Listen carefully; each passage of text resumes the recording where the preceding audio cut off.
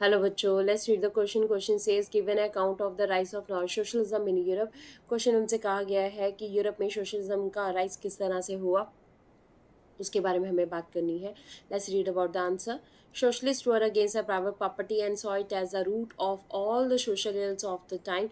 Socialist जो थे वो प्राइवेट प्रॉपर्टी के अगेंस्ट थे और ये प्राइवेट प्रॉपर्टी को सभी जो उस टाइम के ऊपर सोशल जो है वो सामाजिक बुराइयां थी उसकी जड़ मानते थे. According to them individuals own the property that give employment but the property owners only concern about their personal gain.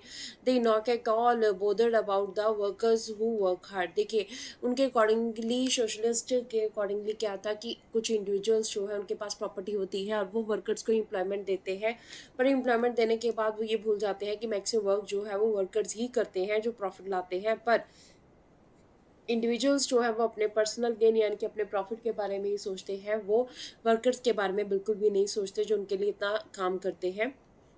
Some socialist wanted cooperative society.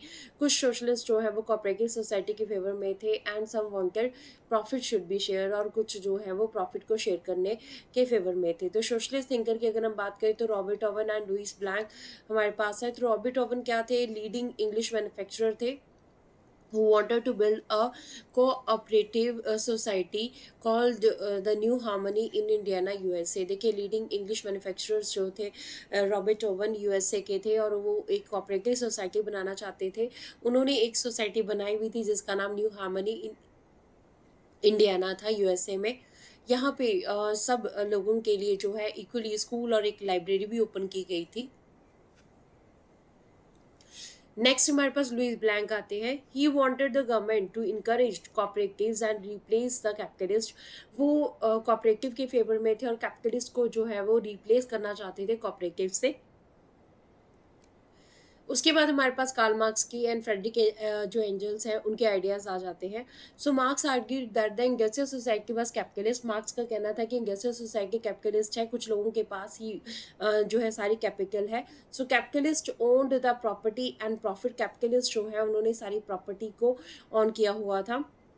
Marx believed that the workers must do struggle to control the property.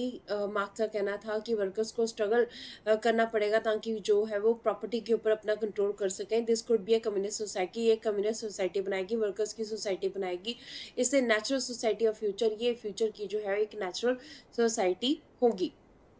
अब socialism को separate करने के लिए associations बनाई गई थी, जैसे social democratic party Germany में 1863 में बनाई गई थी, लेबर पार्टी ब्रिटेन में 1905 में बनाई गई थी और सोशल पार्टी इन फ्रांस 1902 में बनाई गई थी. इस तरह से सोशलिज्म जो है वो यूरोप में धीरे धीरे करके जो है स्प्रेड हुआ. This is the answer of the question. Hopes you understood the question as well as the answer. Thank you.